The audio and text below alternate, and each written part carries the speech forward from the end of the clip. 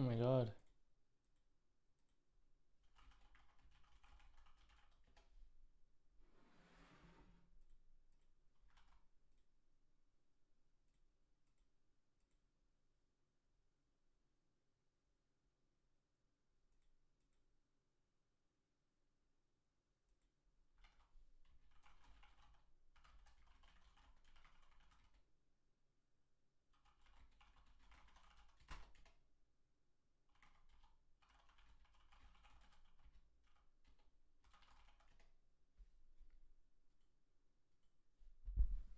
Go use the bathroom, BRB.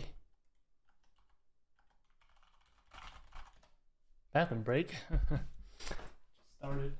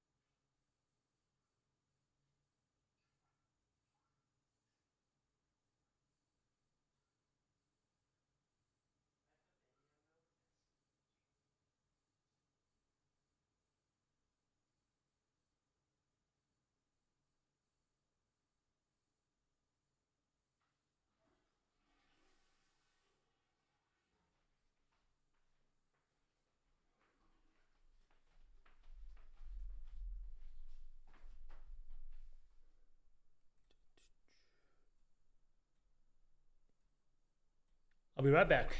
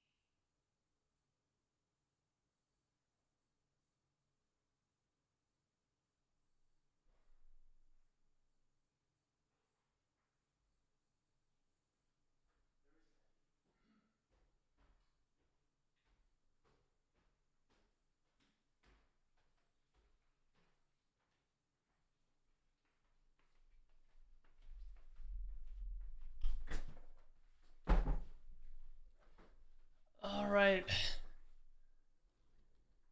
Jeez. I look awful. What the hell?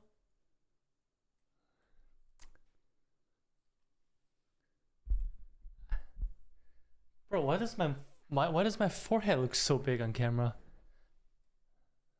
Oh my god, dude. Am I balding? No, I'm not balding. Okay, it's the camera angle. I gotta. Here, it's a little better.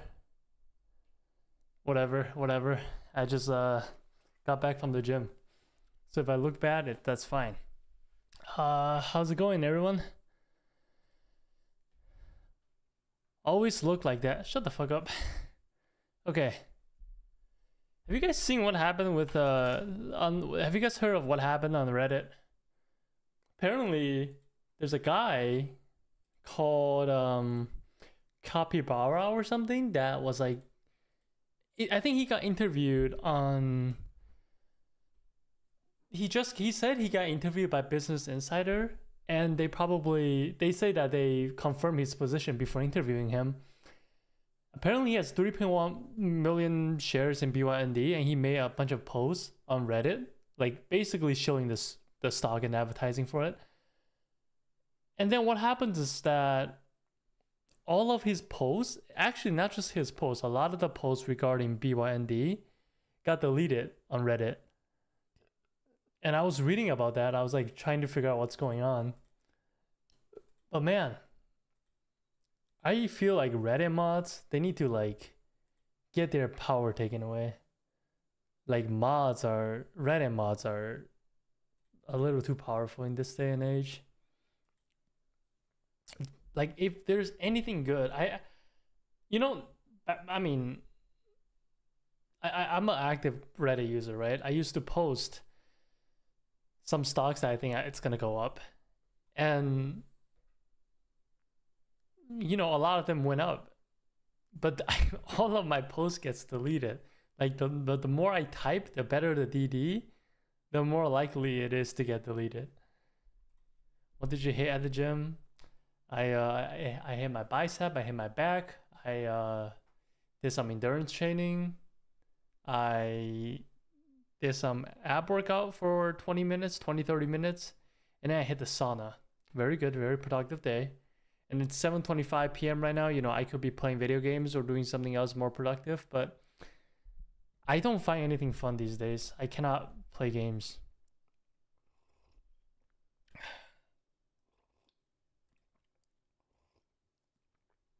Got some macadamia milk. I was watching Brian Johnson. I don't know if you guys know the guy, but like the guy who like sold like his company to Venmo for like a couple $100 million, trying to be the longest living human. He's been drinking a lot of these things, and I bought it to try it, and it's so expensive. It's pretty good though. I kind of like it. I would recommend. If you don't have money though, I would not recommend. If I was in college, I would not buy this thing. So let's see. Gold. I'm gonna look at some really popular stocks first. Gold. Huge volume on Friday. I don't know, man. I think this thing, it's in the middle of going parabolic. It's been up, I think, how many days? Hold on. 10 days ago was here. Been 1, 2, 3, 4, 5, 6, 7. 7 out of the last 10 days. When I go long here, I don't think so. When I go short, it's plausible. Maybe it's good. Not a bad stock to short. This thing could pull back to all the key moving averages. But today I want to talk about this company, mainly because of the bullshit that's going on Reddit right now.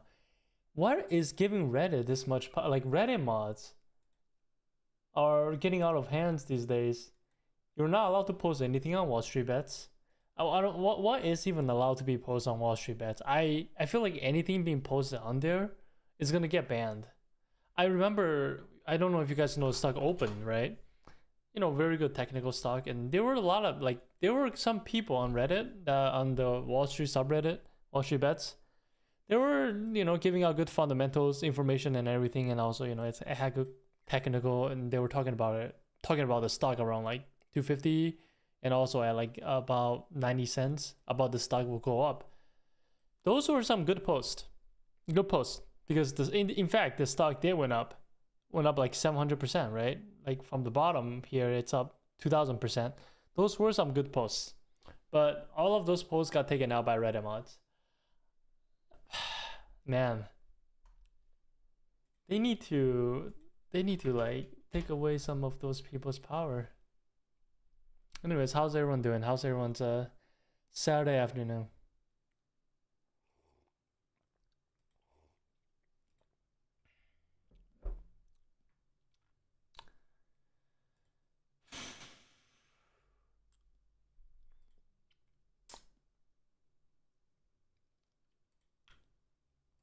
Oh yeah, what was going on the other day? I was on Twitter and I saw these bunch of Korean guys doing this thing called uh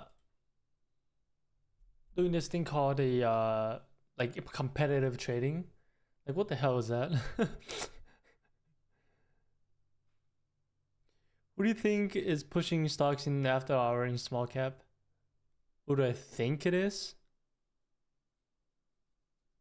I have no idea. Traders, retail traders, institutions, unlikely. There are small cap institutions though, but there are some really small funds. When I say small, those funds usually have like 10 million to like 50 to 100 million. Those are considered small in the funds world. They could be pushing it up. I don't know. I have no idea.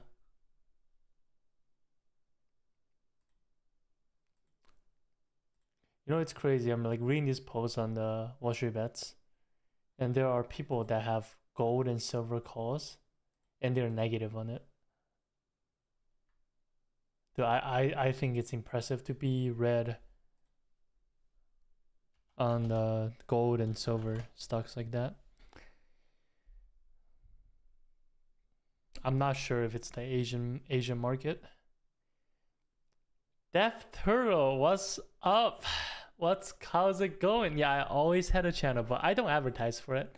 So, I mean, like just like Qual Maggie, he doesn't advertise for his channel, right? So, I mean, what is the point to advertise? We don't make money off YouTube anyways. I think on average in a year, YouTube can generate me about 2 dinners. And you know, also like if I advertise too much, it's gonna be, what is it? We gotta keep it quiet, you know. After if I ever win, or once the USIC ends, I'm top 3, or next year I go to USIC again and I get first place, like I'm gonna blow up. And if I blow up, I'm probably not gonna stream like this anymore. Because what's the point of streaming when I have so many viewers? It's like at that point, stocks I post are gonna get pumped, and then I'm gonna get interviewed by the FBI, and I don't want that to happen. I don't want stocks I want to buy to get pumped 10% before I buy it. That sounds awful. So here I am streaming with 4 viewers. I'm telling you, these videos in the future, these videos are gonna have hundreds of thousands of views, okay? Just like how Koala Maggie used to stream and everybody watches them, millions of views, but he does, and then he doesn't stream anymore. He's just fishing all day. He's fishing, playing video games probably. Dude, but he's back though. I'm so happy he's back. He's starting to posting some shit. It's awesome. I'm just checking his Twitter.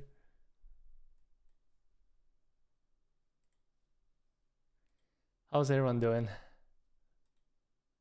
You see, Death Turtle? This is who I am. Nice to meet you. God. Do I match what I type?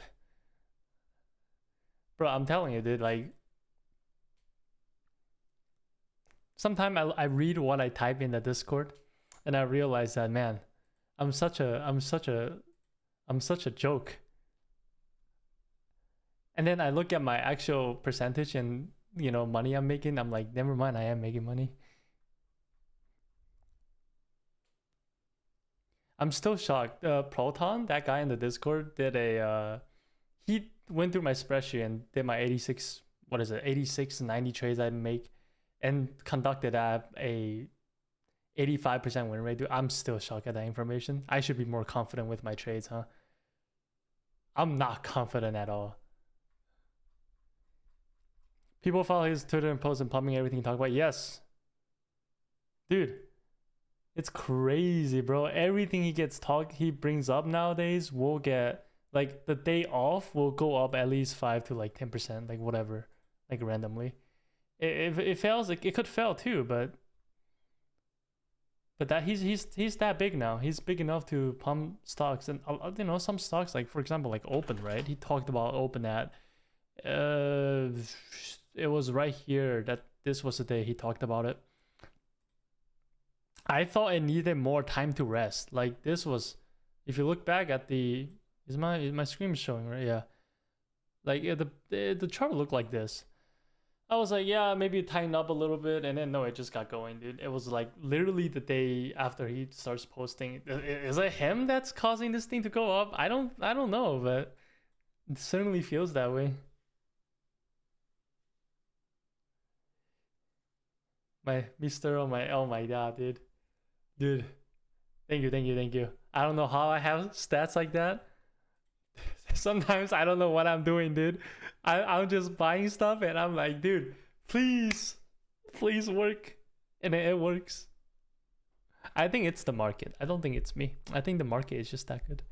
We'll really have to see when we get a bull market, or I mean a bear market, and see how I perform.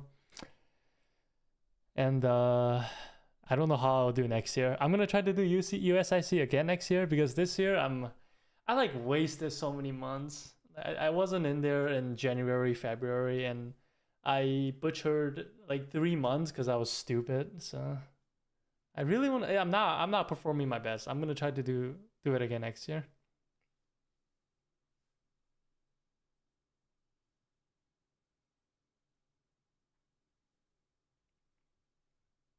Dude, like, yeah, the thing with open is just, dude, I guess like you have to like have notification for Qualamagi's Twitter up, because if there's a stock that you like and he posted about it, like if it's summer ready, there's a, it's getting tight, get in the next day, just get in, because this thing did not look back.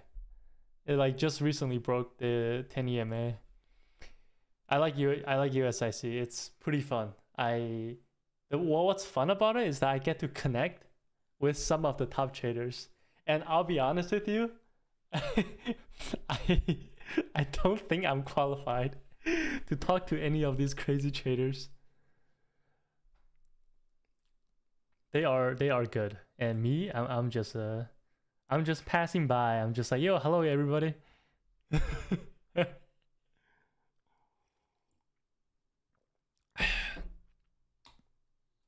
But yeah, so before you join in, I was talking about a penny stock, BYND, right? About how, I don't know if you go on Reddit a lot. I go on Reddit a lot just to like check what's going on and kind of troll people and see people's sentiment. Dude, all the BYND posts are getting deleted. It's getting crazy. It's reminding me of the GME moment. Now, is it gonna happen? I don't know. It'll be cool if it happens, but horrible chart. One of the worst charts I've ever seen. But this is a crazy flush. Like, how 1, 2, 3, 4, 5 days. 5 days. I don't think anybody buy. I don't think. I'm pretty sure nobody from his Discord or you or any sensible people will buy stocks like this. But I would, because I'm stupid. I lose a lot of money on these kind of trades, but I still do. I still try it. Maybe it works. I don't know. Okay. Dude, so many stocks are failing right now. AMPX is one of them. I was in it. Run also. Man, how are you doing in this environment, Death Turtle? Because this environment, ever since the Friday flush, so I was doing here. This is the IWM chart. I was in it like I started getting into positions aggressively on these days. It got going. I was like, this is healthy, and then suddenly Friday hits, right? Friday hits, I didn't sell anything. It was too big of a flush. That flush was, what, how many percent? 3%? I couldn't sell. Like, probably the smart idea would have been to liquidate some position, which I did. I did liquidate some. And then I was like, this is too big of a flush. I'm like, I think a bounce is likely. Now, that's kind of stupid, to be honest. I don't know. I might get burned one day doing that, but we did bounce, and I liquidated everything. It went up higher, which made me regret my sales, but I gotta sell. Like, I think I was in MP. MP was one of the rare earth one. I regret selling because I sold on this day, and the next day it went up. I was like, oh man, that sucks. I sold, but then the next couple of days it went down, so now I'm not regretting anymore. It's like up. I think it was up 600% on options on this one. BYND, I looked at it after you said it's very interesting. It's it's a lotto ticket. It's not that interesting, I'll be honest with you. It's it's literally just a gamble. I don't think it's that interesting. The only interesting part that I found is that BYND posts on Reddit are getting banned, like left and right. And then a guy got banned, and then he got interviewed by Business Insider. Is why he said, "I'm waiting for that Business Insider post." I don't think they're gonna post it today or tomorrow. I don't know how they work.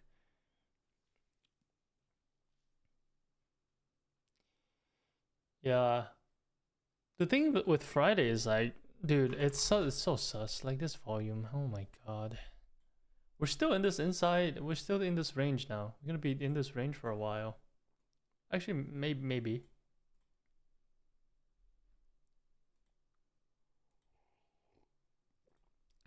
I'm not getting fooled by this volume on this Friday. We just had, because that's a QQQ, right? If you look at the IXIC, the Nasdaq Composite, we're still, the volume is low.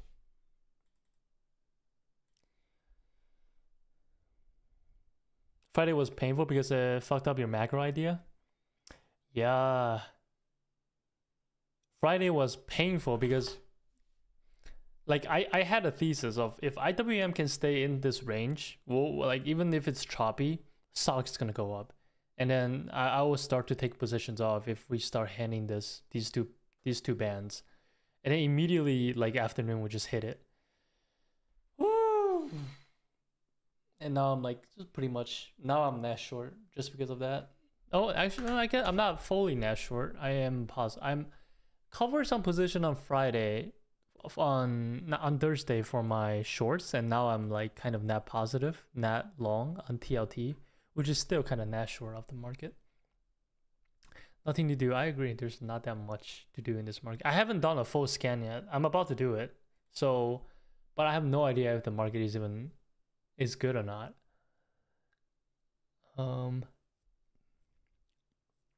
We get Platinum Weekly? Yeah, sure.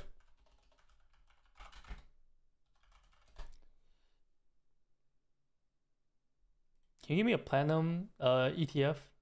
Because I actually I never look at Platinum. PPLT, PLTM. Let's look at PPLT. If you can give me one, that would be nice. Now this looks just like, it's like gold, pretty much. Like a lagger gold. Not really a lagger, I guess. Because earlier this year, I think this got going before gold. Because gold got going, I remember, it's right here, August. Let's take a look at it weekly. Not as good as gold and silver. I think silver like broke out of their, what is it, 10 billion year range.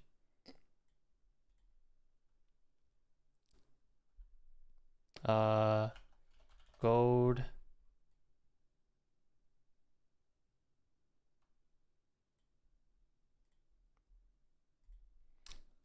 No, I'm not getting interviews. I'm talking about the guy who talked about BYND on Reddit. He got banned. That guy's name is like r/capybara or something. He got banned across all the platform, and then he got interviewed by Business Insider. And I tweet at him, and I was like, "Post your position, or you're a fraud." And he said that the Business Insider confirmed his position before interviewing him. So I'm waiting for that news to come out and see what is going on, because Reddit and everybody is just banning that guy, and it seems like they're trying to prevent a GME squeeze. Platinum, here, I'll give you my Platinum opinion is that I can't go long here. It's extended SL. That's it, I think. How do you go long? We just hit the high. It's kind of a fast. We just went from bottom to top. 8% got rejected. It makes sense. This happens a lot, by the way. Like, goes into high, gets a quick move going, and then just it lost its momentum. So this was like a kind of like a momentum push, and then it lost. Probably the tape was super weak, and then sellers came in, and people that bought kind of saw the weakness and just start selling off. And oftentimes it just fails like that. I think that's kind of how I view IWM. is that we came down to this band, rally twice, 3 times into all-time high. That was a crazy move, and then the tape looked really bad. People started selling off, and boom, here we are. Why do you always have 2 volume indicator at the bottom and the same one? They're a little bit different if you pay attention. If you see, is my mouse showing? Yeah, they're a little different. This one on the top is the dollar volume, which is how many dollars is being traded. The one at the bottom is how many shares is being traded. You can see that bottom right here, they're like kind of different. The top shows the money, bottom shows the actual volume of the shares. That is why I have 2. Now, why do I have 2? Because some stocks I want to see how many, like sometimes I don't care about volume. Sometimes I'm like, how many dollars is being traded in here.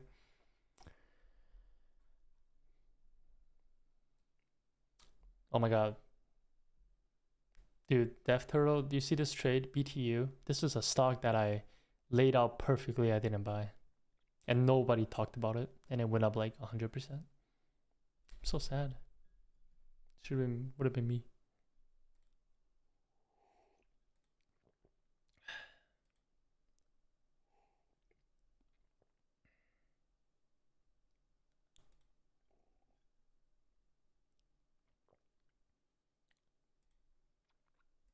I'm getting distracted. I should scan some stocks.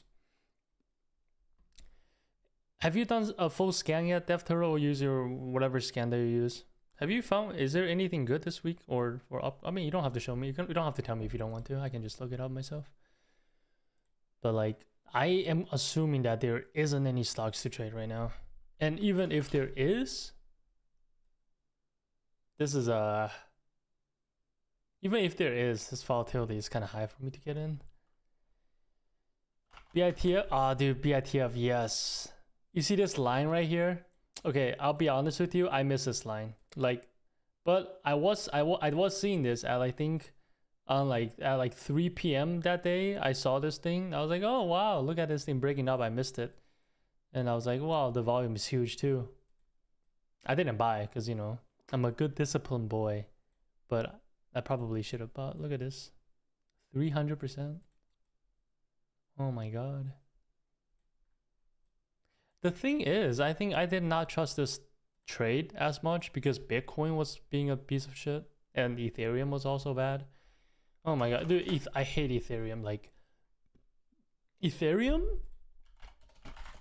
I didn't get in there, and because it was like right off the bottom, right? I could have bought it, and then right here it broke out. I didn't get in there. And then right here it broke out again. I didn't get in there. I was like, I am so bad at trading. Like, I was like, this thing is clean and I'm like missing every single one. The next one I'm gonna get it. And the next one I got in right there. I just can't make money, bro. I'm getting in the shitty base, not the good ones. When I'm not in it, it goes. I'll scan tomorrow, but next week he says need to wait for Trump to fix his mess. Dude, I have a crazy theory, bro, on Trump. Like, hear me out. Now we have 7 viewers, so I can talk about this. But if this gets any bigger, I can't talk about it. Okay, guys? Trump, this is, by the way, 100% what's happening. I'm almost like, I'm for sure like this is the case. What's happening with Trump is that he's tweeting out these tweets that causes the market to tank, right? But the thing is, the market already wanted to tank. Like, doesn't matter what he says. There's been signs of people wanting to sell off. For example, if you take a look at IWM, like these volume days, right? These another like exhaustion gap and then gap down, things like that. Like, if you look at the volume of these red candles, it's pretty like decently big compared to the previous days. There are people selling stocks in the small cap and mid cap. And then when Trump tweets something bad, we get like a 4% drop. And I think it's because if you guys think about it, if the market drops 4% without any news, that's going to cause people to panic. And what's going to happen is in 2 days, the whole market is going to tank. How do you prevent that from happening if you're a fund that wants to sell your offset of your shares? You wait for or get Trump to say something crazy. Trump says something bad, and they sell off. Now everybody's like, oh, it's the market goes down because of Trump, because he says something. And a few days later, when Trump isn't tweeting anything, the market climbs back up. Who's buying it? It's the retails. Like the retails are buying it up, and maybe a couple of stupid funds are buying it up. They buy it up again, and now the fund's like, oh yes, the price is much higher now. I can sell it again at the same price. How many times can they do this? I don't know, but I'm betting my money that that's what's happening. They're using Trump as like a shield to offset their shares. Now that's not gonna keep on working. Eventually, it's just gonna die. But that's my opinion. Like if they're determined to really sell off their portfolios, right? I made money on MVTS last week. BITF I was up and got on L on Thursday. MVTS. Now this looks good. I mean, if you're in semiconductor, this is what you want to be in. Bro, these are not conspiracies, man. These are truth. That's what's happening. There's a famous saying by legendary Japanese trader Sis. Sis says, by the way, he's a guy who has like $200 million, right? He's had 250 now, I think. He, in his book, he talk about, I actually do have his book. Let me show you.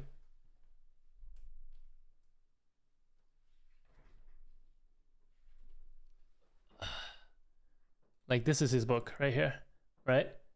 In the book, one of the chapter, he says, basically, if you have a theory, or if you're the first one to make a theory about something, you can make money off of it. And the second one, you can still make some money off of it. But if you're the last guy to discover this theory, you can't make any more money off of it. So these conspiracy theories, man, you have to trust it if it makes sense. The manipulation is happening too much, too frequently, and too efficiently. So I honestly think that they're just using him to sell off shares. Because let's be honest, like I remember him here. If you guys remember the cooking oil incident, 15-minute chart. I believe the cooking oil incident was either this one or this one. I don't remember, one of these. That's when cooking oil, when he talked about how cooking oil tariff is being put on China and then the market tanked. I'll be honest, like guys, think about it. When's the last time you went to buy cooking oil and it says made in China in the back? Never. It's always made in Spain, Turkey, California, Canada, one of those places. It's never ever China. Who the fuck uses Chinese oil for food? Literally no one. You don't even know if the oils are real.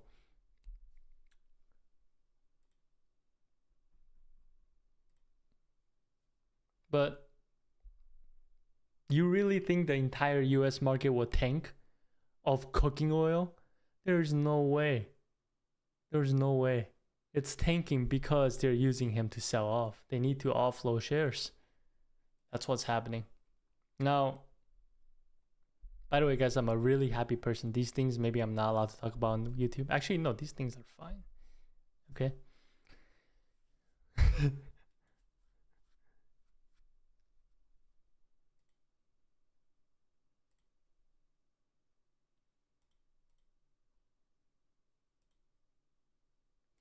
Anyways, let me start. I haven't done this. I haven't industry index. There you go.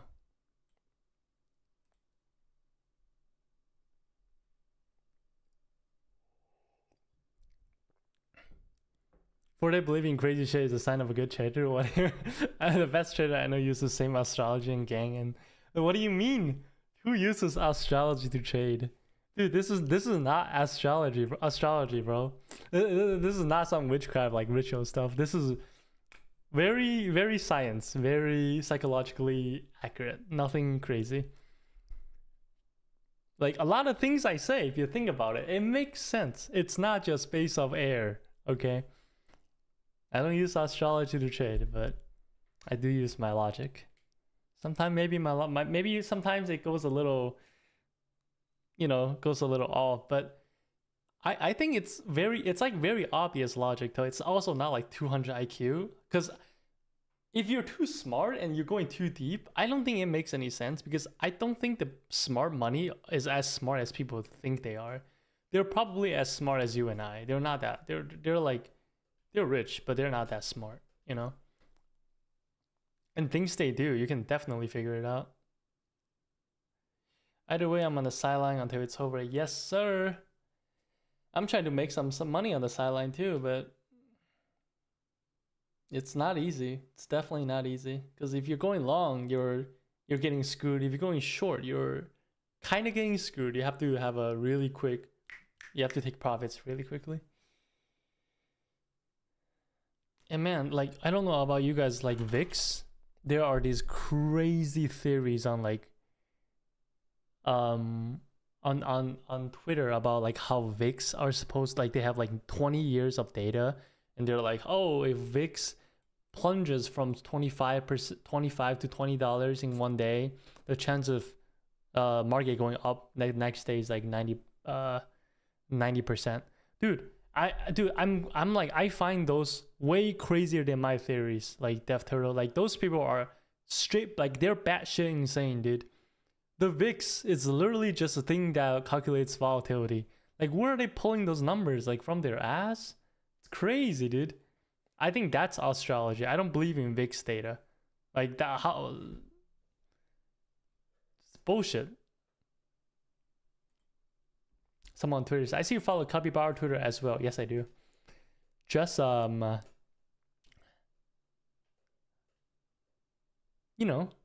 what if he's the next roaring kitty? You never know.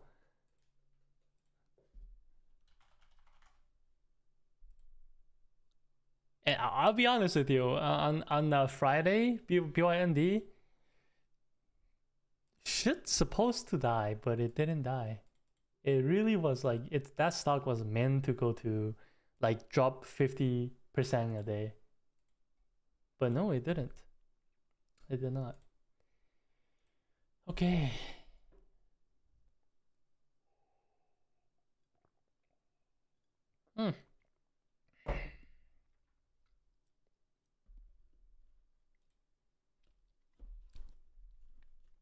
All right.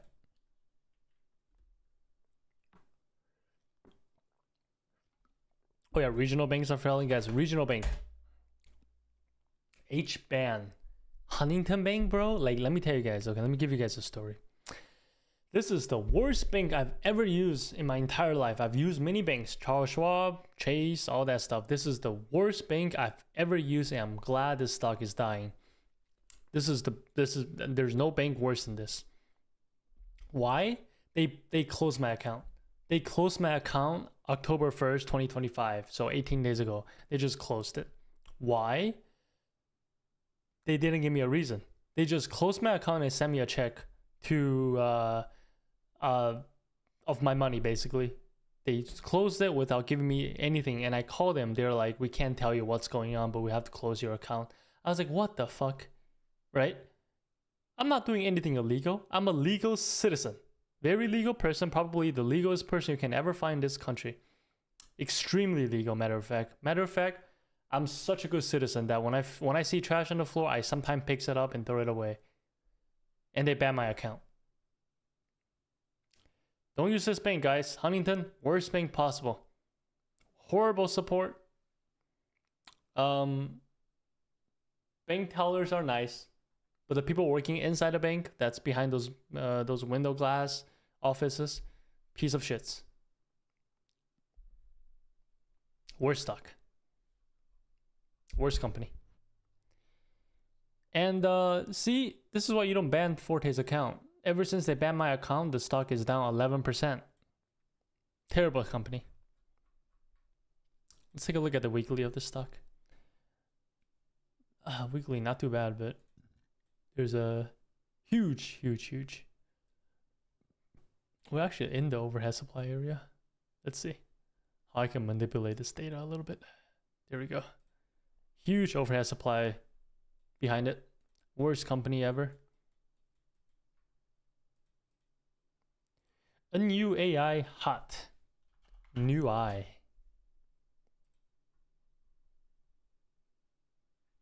Yeah, but I don't know how to buy this thing. It's hot. It is hot. Bank have been, yeah, regional banks are, I need to look at regional banks. I was just, this is quite a service. I think this is pretty much the regional bank industry, right? Regional bank. Oh, banks. Ooh. Oh man. Oh, banks are doing horrible. Oh wow. I'm so sad. No, fuck them. Fuck Huntington, man. Are we anticipating long in BYND? I am anticipating long in BYND just because of how sus things has been going. Well, first of all, BYND stock was holding up Friday for some crazy reason. You know, penny stock. They're supposed to go red and die. Huge volume. Biggest volume you've probably ever seen on BYND. Happened on Friday. Second of all of the BYND posts on Reddit has been slowly taken down by Reddit mods. Dude, those fat ass Reddit mods, they like need to get, there's got to be a moderator for the moderator of the Reddit, man. Like, or something's got to do it. Someone's got to do something about these moderators. They're fat, they're big, and they're making horrible decisions. They're banning people. They're banning freedom of speech. Crazy people. And they've been banning a guy who supposedly said he has 3.1 million shares of BYND at $1. And we don't know if the position is true yet, but he did say on Twitter that he got interviewed by Business Insider and they made sure that his shares are real before they interview him. But that doesn't change the fact that him and many other BYND posts on Reddit are getting pulled out. Hey, let's not body shame. Let's not body shame. Well, here's the thing. I don't body shame people for the sake of body shaming them. But like a fat Reddit mod is just like it's a stereotype. And I'm stereotyping Reddit mods. I'm not body shaming them. But being fat is unhealthy. You should not be fat. You should train and be thin and healthier. Is that body shaming? Is that considered body shaming? Maybe it is. Maybe it is. Oh, guys, don't clip that, okay? Oh, God, here we go.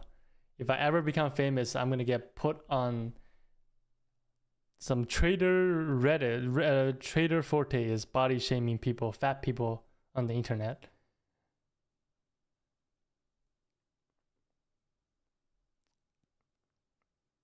I guess that would be considered fat shaming. My bad. But you should be thin and healthy.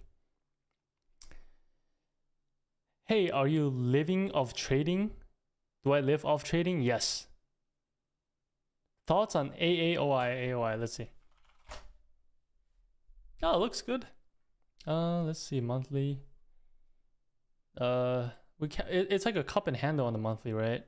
And it's a bit like a not the best cup and handle ever because it's 35% from this, but let's take a look at the weekly. This thing could go. This thing could go. It's not. I will prefer this thing to go up, be a little tighter because this range that it's been trading in it's like what looks like 22%. It's C tier maybe. Disqualify from me, dude. USIC will not disqualify me for fat shaming because let me tell you. Dr. Norman Norman, Dr. Norman, that's the host of the USIC. He is a very base guy. He got fired from a university for saying that the market efficiency hypothesis is a piece of shit. He got fired. Like, I'll be honest with you guys, there's no way someone like him will ban me. Second of all, he's a guy from the ancient world, okay? And he will understand where I'm coming from. I don't know Forte was so based. I've always been based. I'm not based. I don't know. I don't know what you guys mean by I'm based. I'm just speaking the truth. It's true. Keep it. Stay thin. Stay healthy, and you'll live longer. Your body will be less inflamed. Let me tell you, when you're big, when you're fat, your body is 24/7 inflamed, and that's not good. You can't think straight. You can't walk straight. You can't feel good about yourself. It does not feel good. I'm a skinny Asian, right? Very skinny. But I put on some weight. I'm not as skinny as you guys think, but I used to be skinny and fat. That's crazy. You know how I feel every day? I feel like shit. Did you flip burgers before you made a living of trading? Did I used to flip burger before? No, I actually got rejected from McDonald's. When I was in college, 2015, I applied for McDonald's and Walmart, and yeah, for some reason they didn't hire me. So I became a waiter. And being a waiter sucks. Oh my god, dude. Being a waiter is so ass. Holy shit. Fuck, I hate that. I hated that. And a waiter, and I quit after like 2 weeks. And then I was in college. I needed money. Yeah, I continued to be. I would become a bartender. Being bartender is pretty much like a waiter. It's still pretty ass. You should bring this up with Richard Margolin. Bring what up? Bro, I don't know how, like, you know, if you guys watch like interviews with Richard, right? Man, like everybody is so civil, chill, and very nice people. And everybody's very old. They're not that old, but they're old. They're like uncle level, you know? And I'm the same age as Richard. I think I'm 1 year older than him. Because I asked him how old he was many years ago, and he told me he was like that age. And I was like, oh, I'm 1 year older than him. I wonder how it's gonna I wonder how the interview is gonna feel like interviewing someone that's similar in age as him. I don't know. Tell us your backstory. Maybe one day. How about that? Maybe one day. I'm not a big fan of sharing backstories. Backstories can be a little trigger happy. Baby, I'm pretty, but I can give you a TLDR. It's your average guy growing up lower middle class, and you know, I was really good at World of Warcraft. I was top 6 on Emerald Nightmare, one of the raid 10 years ago. It's top 6 on Mythic on the DPS for Hunter. And then I was wondering how, dude, like, why am I so good? And I realized I'm not that good. Well, all I did was copying of some guy who does this thing, his rotation, and I just copied it, right? And then I got so good in video game, I was like top 6. So I asked the question, like, how do I be top 6 in the world, right? I asked my roommate that, and he said, you should check out Bloomberg Terminal, because that's like equivalent of like the guides I was reading for a while. And I looked at it, and it was like a stockbroker. And I was like, oh shit, I should do stocks. That's when I realized, if you want to be rich, you start a company, or you do real estate, or you do stock market. Now, I'm stupid, so I can't do company. I have no ideas. I can't do real estate because I don't have money. And also, I heard the money is slow. And flipping house, I can't do that. How do I do that? I don't know. And next thing is stock. Right? I tried stock. It was fun. I got hooked immediately. It's like playing a video game. Now, at the time, I just needed money. Now it's more like, because if I bring this back, my popularity right now, bring it back to like 10 years ago, I might have been selling courses. But now with my new mentality, it's like, why would I ever sell courses, right? Like, fuck that. Like, we all gonna die one day eventually. We're gonna be on our graveyard. The grave's gonna be, say, like, you know, Forte X live from this year to this year. You know, I don't want people remember me as someone who sold courses. Oh, hell no. That's so lame, dude. Like, you died and everybody remember you as a guy who sold courses. I want to be a guy who, you know, was a crazy trader. That would have been sick. Okay, let's do some scanning. Yeah, but yeah, that's basically it. That's the backstory I'll tell you guys. If I want to go into detail one day to talk about my real backstory, then I'll do that one day. Okay, not today. Not today. Today is not a good day to talk about those things, you know. Holy shit! Every industry sucks. Every sector sucks right now. Everything's pulling back. You see this? I don't want to buy any of this. Like, if the overall sector isn't at the all-time high, like, what's the point? Food distributor looks bad. When will you enter the $1 million account size for USIC? Dude, if I enter the $1 million account size for USIC, I don't think I can win. Right now, as for right now, I don't think I can win. Because with my strategy right now, I don't know how I can grow $1 million account. I could try. I have a method, but I'm in the middle of testing that method. And that method is being tested on my Robinhood account too, which is up 200%, but that's with like $1,000, right? $1,000 up 200% isn't crazy impressive, but I am up $2,000. I am up 200%. If I could grow that to 10,000 and then, you know, start with 10,000 and grow it up again, then yeah, I'll enter $1 million and see what I can do with it. So do you use funded account or your personal cash? Personal cash. What do you mean funded account? Funded account like what? Oh, like those prop traders? No. Personal cash. I don't even know how those things work actually. My account, my money. Oh, I guess one quick side story I can tell you guys. It's that when I was in college, I had 6.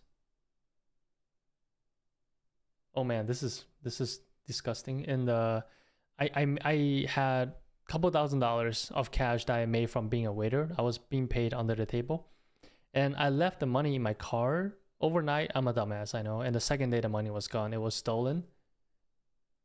And then, you know, rent was due in like a month, and I had $600 to my name. You know, my roommate paid for my food. Very nice of him. One of the best roommates I've ever had. He paid for my food, and I turned that 6,000 into like 10,000. I was able to pay rent. Got pretty lucky. I was buying Roku and also like Tupperware, and what were some other like these were the big, and Hertz. If you guys remember Hertz, the company that was going bankrupt. Yeah, I was also in that before it like doubled and tripled. Very lucky. Very, very lucky guy. How much did you started with? I guess you could say $600 if that's the case, but later on I put money in, so you could say I started with $600.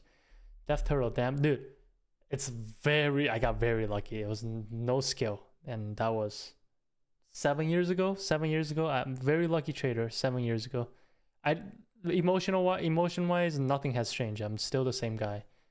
I get crazy, you know, like to take crazy screenshots. Me neither. I started thinking maybe because I'm not funded, I'm not making big bucks. No, trust me. Here's the thing. Let me tell you. If you have $1,000, yeah, you don't have too much. You don't have enough money to make money. But if you have $2,000 or $3,000, now that's a different story. I know it's crazy. It's only $1,000 difference, but I think with $2,000-$3,000, you can size big. What's your size now? I'm not gonna tell you the exact figure, but we're in the 6-figure zone right now. Not million, not in the million figure yet. We're in the 6-figure zone.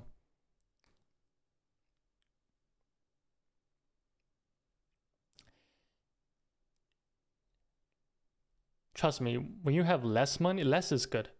When you have less money and you build that account up, you'll be able to make more money easier. You'll be able to handle however much money you have. If I suddenly give you, let's say $50,000, trust me, you're gonna blow that up and you're not gonna know how to handle those money.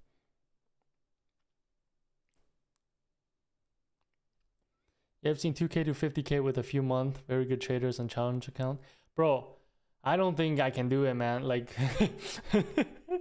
dude, you know, I'm doing that right now, and I'm like, it's been a month, Like it's been 40 days. I only turn that. I say only, but you know, it's good performance percentage wise, but it is not easy. You should sell courses to get 1 million size. No, I should not. I will not sell courses to get to 1 million size. Dude, imagine making $1 million selling courses. That's lame, man. I give back a lot. There you go. That's your weakness. Just don't give back a lot.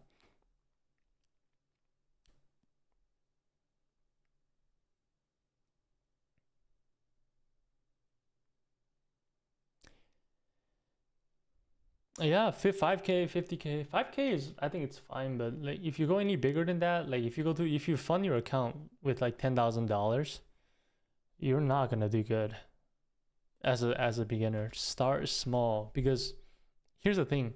Everybody has to pay tuitions, but the thing is market doesn't care how much you pay them. Like you can pay market like $10 in a year, you get the same experience as someone who pays them $100,000 a year.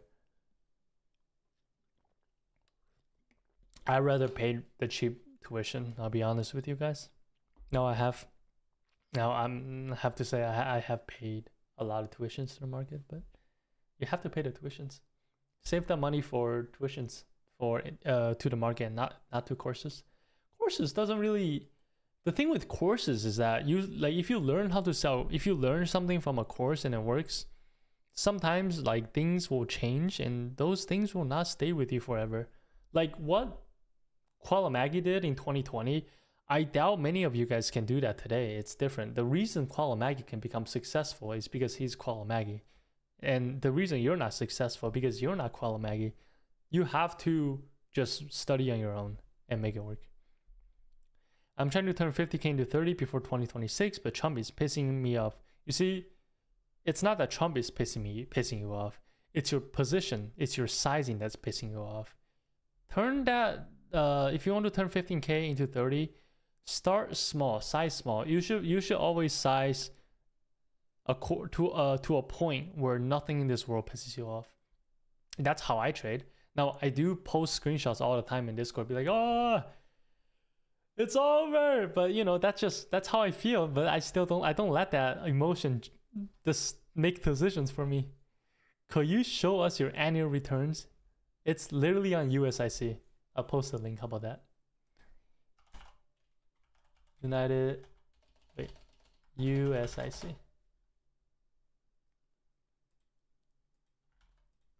Yeah, right here. You can see my annual returns on right there.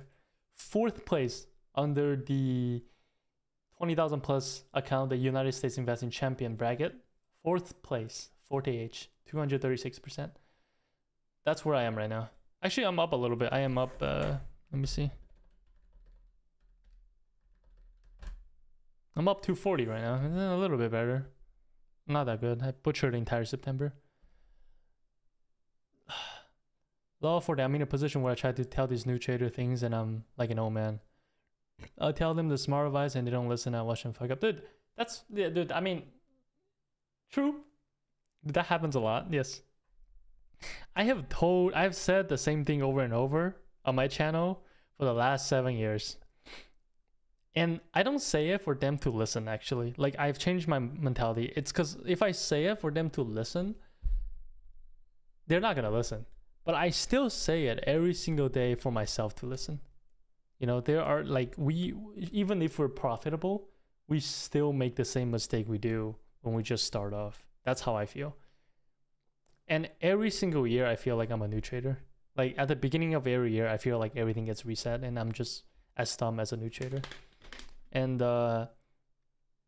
so I keep on saying the advice I would tell other people. I listen them to myself. I'm sure you do the same too.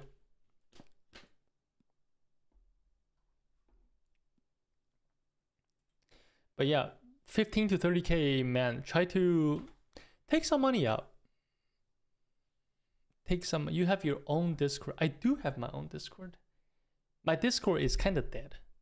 You guys can join it. It's not very dead. It's like about 80% dead. There's 20% people active. It's in the description. Now, do beware that there's a lot of people. There's like 500 people in the Discord, right? But this Discord was highly active in 2020 when I first started the channel and when stocks was getting hype. Nowadays, there's like 3 people, including me, that talks. Now, so you don't have to join. I'm pretty active in all the channels, but you can join if you want to. Giving advice to people is easy, but listening to yourself is hard. Yeah, listening to yourself is hard. Giving advice to people is very easy. That's why I always give advice. So like over and over and over, so that I can kind of brainwash myself to listening to it. I was thinking about adding more. Don't add more, man. If you add more, you could just I guarantee you, Mr. Anime, that you're gonna lose more money. I'm not saying you're gonna blow up. You're gonna lose more money if you have more money in your account at this stage. If you're at the stage where what Trump tweets are making you mad or is affecting your account too much, then I think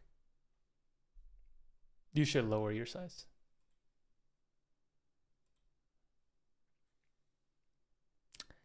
You don't see it? Dude, it's definitely in the description. It's somewhere. It's somewhere. Oh, Death Turtle just joined. Hello, welcome to the Discord. Welcome. Very good Discord. I'm not as crazy in my Discord compared to the other Discord. I'm not as funny.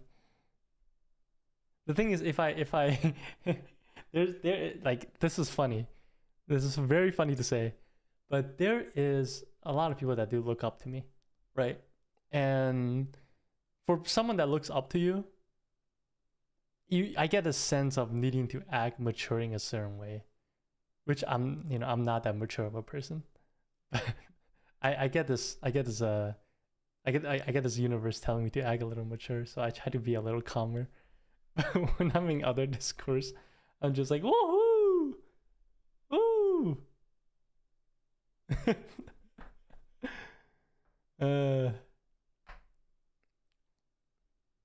Yeah, don't add more, man.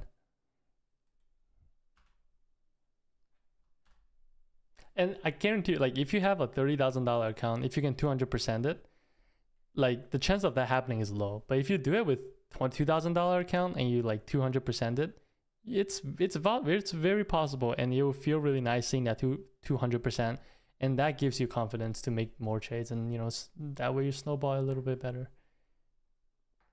Dude, I don't do options, so it's mostly buy the stock. Bro, no, let me tell you, bro, don't say that. It's not the options. I have lost like a lot of money doing like buying stocks, like just stocks. Don't underestimate how much money you can lose with stocks, man. You can lose a heck of a lot of money with either options or stock. It's the same thing. Options, the reason why people lose a lot of money on options is because they like don't know how to risk manage. Matter of fact, I'd argue that if you know how to risk manage with options, you actually lose less money. You actually can like protect your capital more. That's now this is not financial advice, it's my forte advice. It's what I think. So I actually think shares are more risky in that sense. TDD after earnings cock you. Oh, this thing. Oh, I don't hold earnings. So, and my God, dude. Woo! Dude, 36%. This kind of makes sense. The stock is already kind of in a downtrend. It did pull up a little bit, but it's still below the 200-day moving. Dude, I think there's a statistic that says that crazy movers, like 90% of them are above the 200-day moving average. So this black line right here is crucial. It's kind of hard to swing now when the market is so extended. How is day trade? Day trade is 50-50. It's not good, not bad. It's very weird. It's weird. Day trading is getting harder and harder. I think I think there's some AI going on in the market. Swing isn't, I'd say swing isn't too hard right now. Swing is probably super easy right now because you just go cash. Like right now, not swinging is swinging. Not swinging is probably the best way to swing. So I'd say swing is really easy. I don't think market has been giving out like Like this is the easiest signal to be like, don't swing anymore, was the last Friday. So I think swing is actually easy. Yeah, account was at 25K in the summer. Now it's at 15K. So I'm trying to get back up. No. Matter of fact, let me tell you, dude, your account's at 25K. Now it's at 15. You take out 10K and you trade with 5K. So if you lose, you only lose 5K. You don't need 10K. And I'm pretty sure with 5K, you can use margin too. Just don't, you know, you take more money out. Just like stock, when you're snowballing, you add more. But you know, you don't want to you don't average down. Also, don't average down your own account, right? So if you're losing, take more money out. And I assure you that's gonna. I can almost bet money that you will thank me if you do what I say. But chances are you're not gonna do what I say, because I'll be honest with you, if I was you, I probably wouldn't take money out just because I'm stupid. But if you do listen to me and act smart, take money out. Death Turtle, welcome. Here, let me give you I'll give you a roll, okay? Swing trader. There you go. Welcome to the Discord. Welcome. But I understand that you don't want to take money out. I want to put more money in. I understand like 200% where you're coming from. I feel that too. But the truth is, the right decision is to take money out. Because the idea of wanting to take money back or wanting to make the money that you lost back, it always eats more money. Always. Do you short parabolic Forte? No, because I suck at it. I'm not that good. You should if you know what you're doing, but I don't. I'm not that good. I want to learn how to do it. Nobody's teaching me. I got to figure it out. Utilities looking kind of good. I've seen they don't really depend on the market. Yeah, they don't. They depend on. I said a lot of things don't depend on the market, but yeah, parabolic shorts are a good way to make money. Are they easy? No. They're pretty hard. You can't use options either because the EVs are. This is a garbage ass filter. Where? God, I forgot to use TC. It's been a while. Industry. There you go. Where was I? Right here.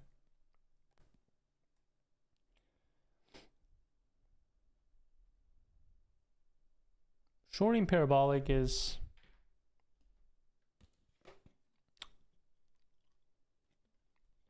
like shorting shares, right? It's possible that you get gapped up in the next day. It's not easy. You have to like keep your stops tight, and it often takes a couple tries. You might lose like 3 hours, 4 hours, 5 hours before you actually get the short, and hopefully the short works out. Now, buying options will be the best, but it's impossible to buy options on those parabolics because the EVs is crazy high, and the bid and ask is like crazy wide too.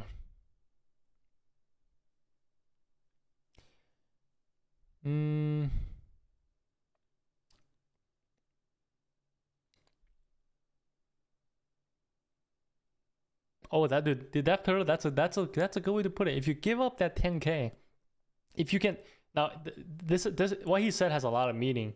Okay, Mr. Anime, let me tell you. If you can take out $10,000 and trade with 5,000, not only you downsize your risk, you limit your risk, you also control your emotion. So it's like 2 birds, 1 stone.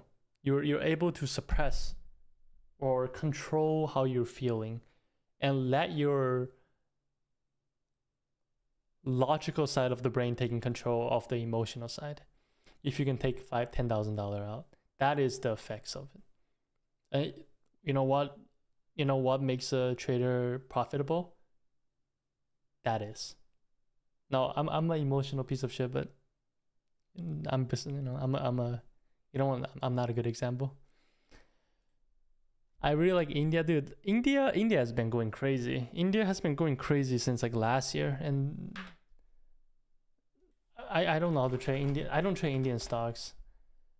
And that's the same reason why I don't trade Japanese stocks. You don't live there. When I don't live in a country, I don't trade their stocks because I don't know what's going on. How does everything feel, right? Right now in the US, I can feel it. I can feel that nobody can afford a house anymore. I can feel that nobody can afford to buy toilet papers, you know, like these kind of things. I know like when the market tanks, it might tank really hard. I can feel these kind of things and they kind of give me an idea. But I don't live in India, so whatever happens in India, I don't know. Just sure, just trading based off charts is like one thing, but I feel like a feel is also kind of something that is important. Let's go through SMH, semiconductor good, XPI. I think that's biotech has been going crazy. XLU, TLT. Okay, out of everything, let me tell you, TLT is the one that I'm in. It's kind of crazy.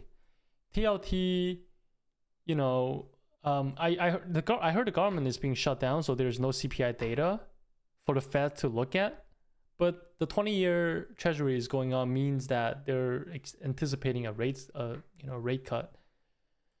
Makes no sense, but there are obviously money coming in. The volume on Friday was big, so I'm in it. But can I make money with 5K? Yes. If you can make money with 15K, you can make money with 5K. And I guess it's hard to use my $1,000 account to because I trade options, right? Maybe in the future one day I do like a $5,000 account, stocks only. But I'll be honest with you, I don't think I'm that profitable with trading shares this year. Like for swing, I find some good stocks, but I get kicked out a lot. Like that's something maybe even like DevTurtle can probably teach me something about. Like I get kicked out on a good name. Like I know a name's gonna get going and it gets going too, but I'll get kicked before it actually gets going. I get shaken out so much, and I always find it hard to get in. That's my weakness, and that's something Martin is really good at. I can't do it. I just can't. Every single time I get kicked out.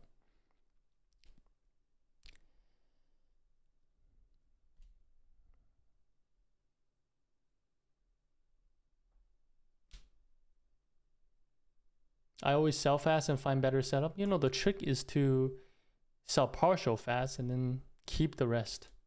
If a winner is a winner, it's a winner.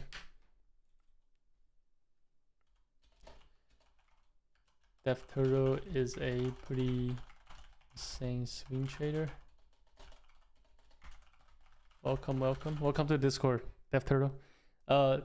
This guy in my Discord, Ben, he's the next up and coming Qualamagi too. Maybe I'm sorry, Ben. If you're in the chat, I'm sorry. I'm giving you too much.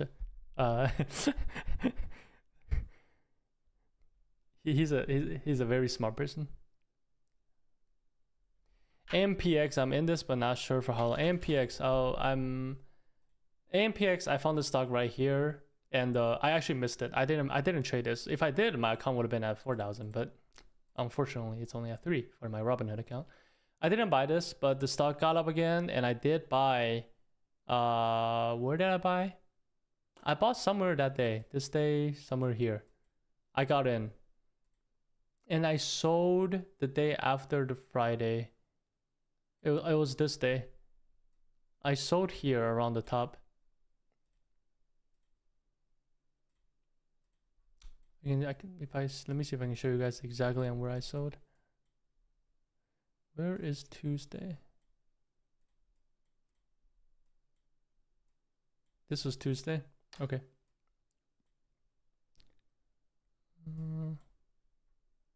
Well, I can't really see too much of the data. It was before this. I can't show the data before 10:30 for some reason. It's probably the 1 minute is too long. It's 5 minute. The thing with 5 minute, I'm not sure where I use 1 minute a lot. So when it's 5 minute, I'm not sure when I sold it.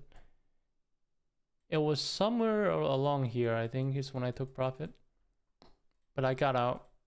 I made 100% on one of the option, and the other one I think I sold at 50%.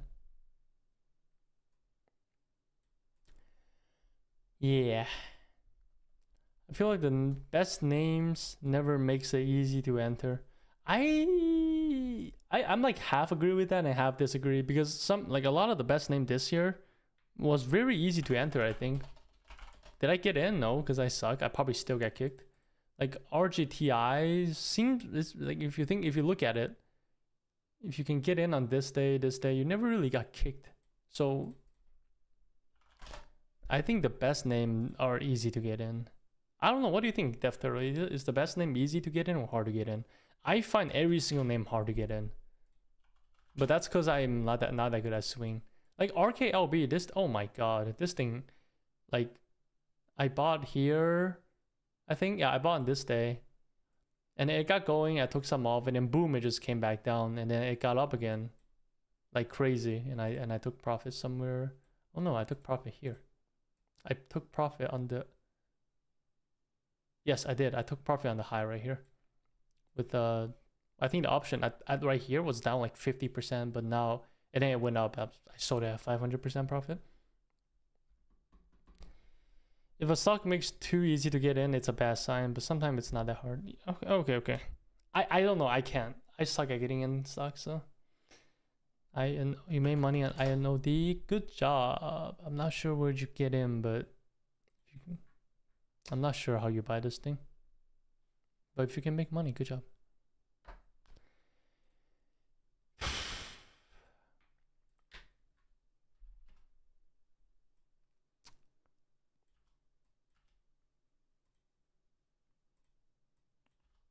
But the sector index looks good, but everything else looks trash.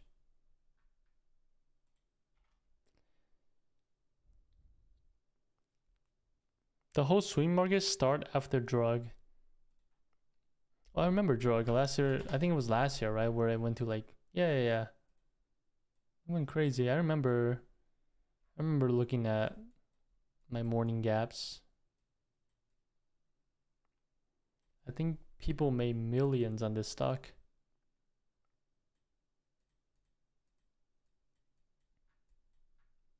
I made $500. Not bad.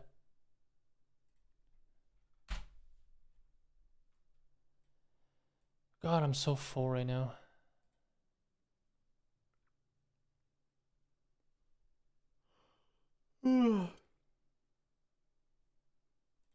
One second.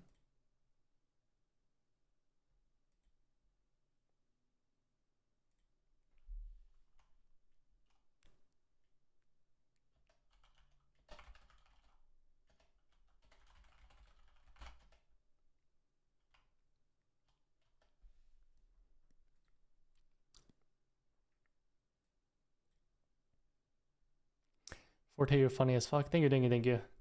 Not as funny as Mr. Swedish Call a Maggie guy, but I'm not as motivated. I do believe that if I stream daily or like, every 2 days, I can build a pretty big audience. But the thing is, if I build too big of an audience, like, I feel like my swings are gonna get affected if I get too big.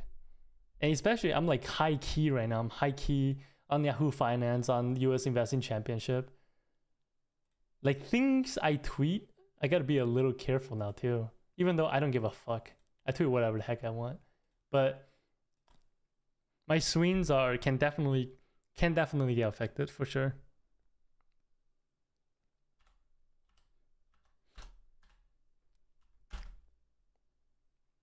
Like if a stock goes up like 0.1% because of my tweet, that's getting affected. You know what I mean? I sold it at like 6. Dumb. Drug? Dude, I wouldn't even buy it, bro. Like, it's not dumb that you sold a stock. Like, that's just parabolic. That's what is it? That's like high octane, just going crazy because of some random pump that nobody knows when it's gonna happen. That's not being dumb.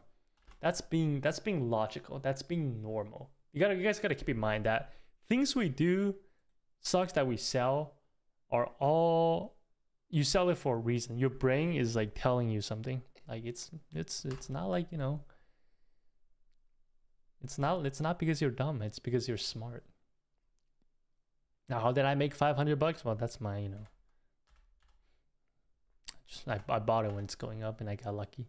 Like, this is how, like, the stock went from here to here, right? When it was going up, this is me trading, okay? The stock is going, I got in, ooh, I got out, ooh, okay. Now, you see that little bit I got in right there? I made 500 bucks off of it. Crazy, I know.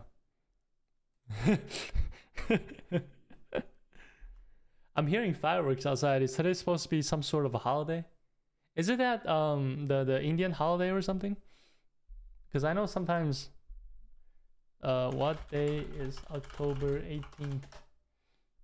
No, Sunday. Yeah, no shit. Fuck. What holiday? National Chocolate Cupcake Day. Dude, that's the most American thing I've ever heard. Why are people playing fireworks outside? Oh, maybe it's gunshots. I do live in America.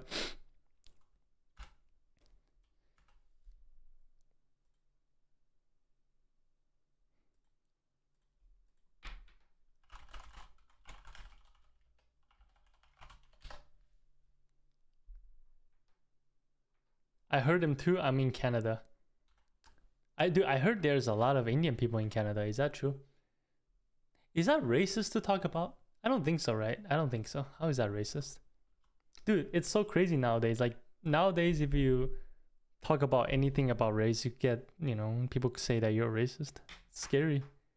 It's the Wally. Okay. Makes sense. So I was right. Security and protection. Looks bad. Indian, like from India? India from India. If native Indians are native Indians, I don't think anyone calls native Indians Indians. Right? Or am I stupid? Maybe I'm stupid. Holy shit, I just looked through. Dude, that was all the industries? Everything is ass.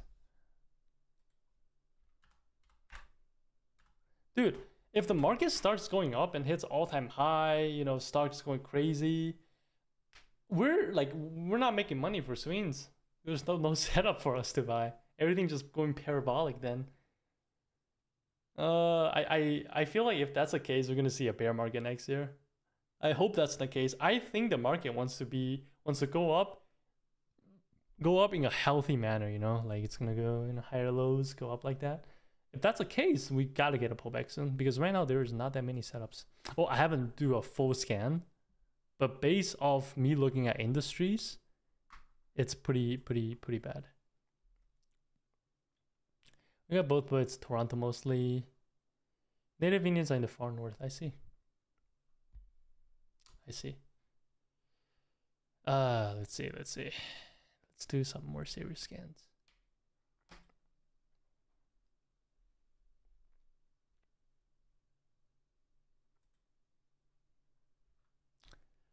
American Express. Dude. I love when other banks are going up and Huntington Bank is failing. Ooh, this is the best feeling ever. Let's go. American Express. I got American Express in credit card. It's going up. Good job, American Express. Keep it up. You guys haven't failed me yet. Now, if you guys fail me, I'll be mad. But so far, it's good. I think these are all the credit card services.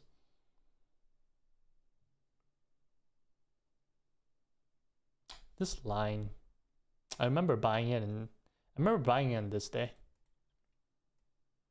and then getting kicked on the next day. It was not a good feeling.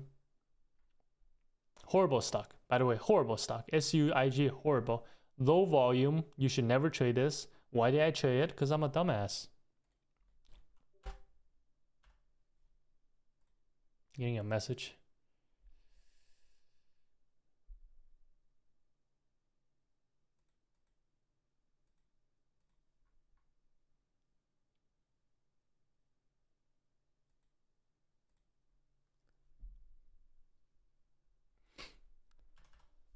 Pharma stocks weren't too bad last week. Yes, healthcare stocks is I think the sector where money is going into here. Let's pull up the sector index and not the industry index. Watch list sector, not this one, you're the wrong one. Sector index. You guys look at the index as a whole. I'm gonna pull up my, oh my god, every single time I do this wrong. Standard 3x. Okay, very good. Nope, that's not it. It's this one.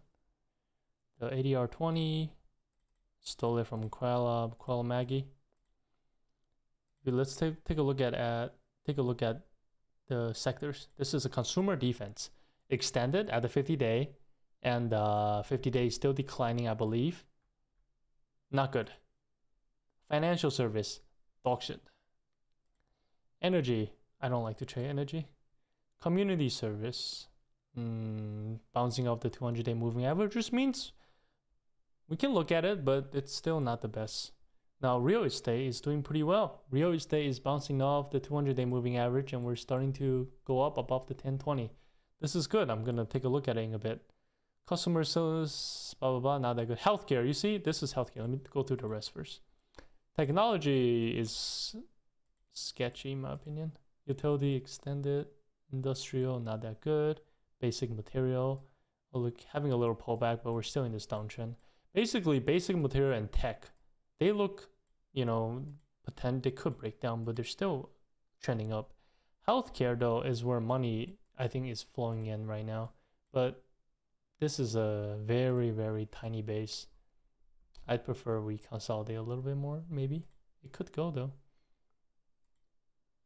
Let's take a look at healthcare then first. But yeah.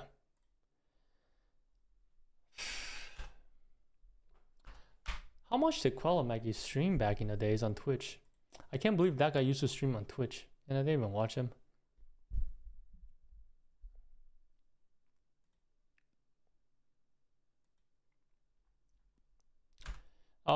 If I watched Quella Maggie back then, I would have been I think I would have been a better trader than I am right now. I missed it.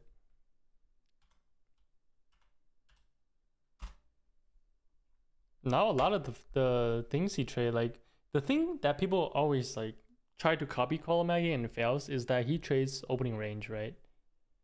And opening range is sketchy, I think, for most people to trade, because you're gonna get kicked in 5 minutes. The only time opening range actually worked for me was when I bought Reddit this year. I think I made 40% off Reddit. Dude, Reddit, let me guys tell you about a losing story. Okay, I think traders don't talk about this, but I like to talk about my losses, okay? I was trading Reddit and I made 40% on it. I made like a couple $1,000s off of it, right? And then Reddit started pulling back. I was like, I'm gonna add to it. I'm gonna add position. And then Reddit pulled back to 10 EMA. I added. Next day, gap down. I lost $8,000. Never buy the dip, guys. It's bad. Horrible trade. I don't even want to bring it up. That was my worst trade this year. I had too much faith in the bull market.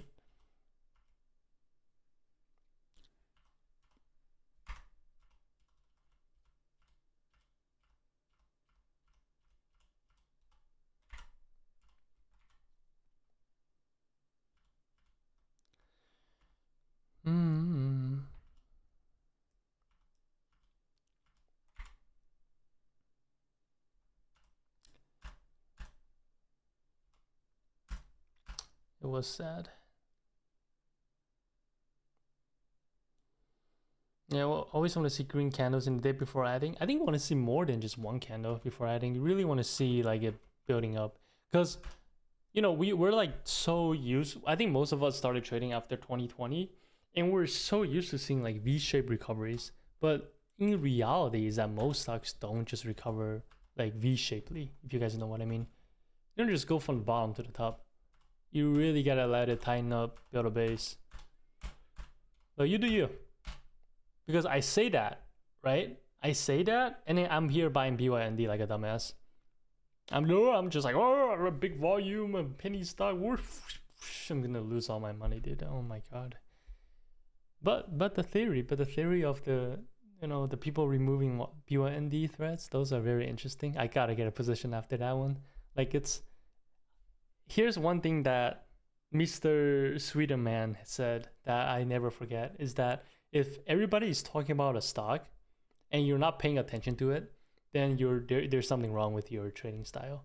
Now, if everybody talks about BYND and the stock chart is garbage, you still should probably look at it because I don't think it hurts to take a small position. I don't think so. What is this stock? The SG zero volume. I had a line through here, beautiful base, and then came down, kick everybody out, got found buyers at a 200-day moving average, and just shoots up. Interesting. If you guys bought the opening range here, man. Ooh, wow, look at the gain. Look at that 10R.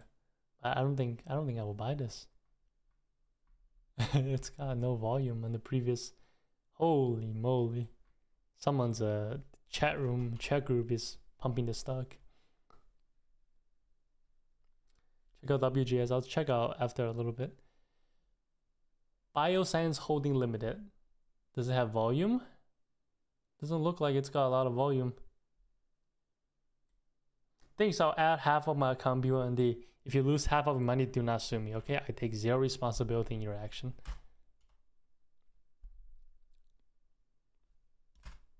Now, by the way, now that people are joining in, if you lose money because of what I said,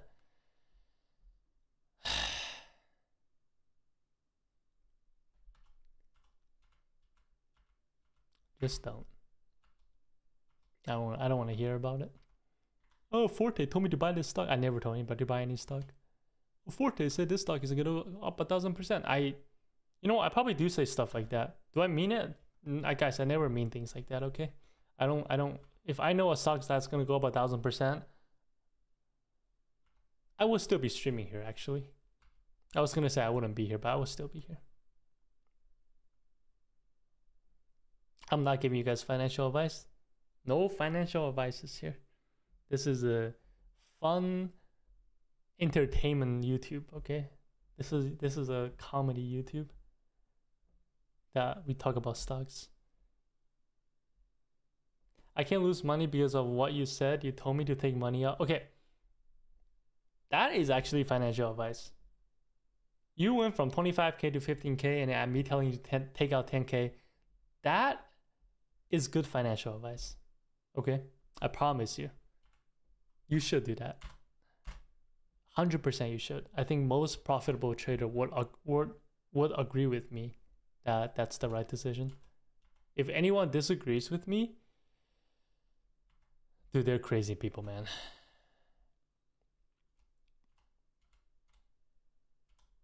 Because I'm sure they're probably talented. Like they can lose money and make it back. I'm not.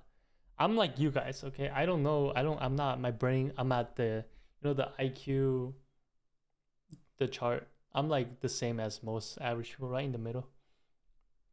Can I turn 5K into 20K in 6 months?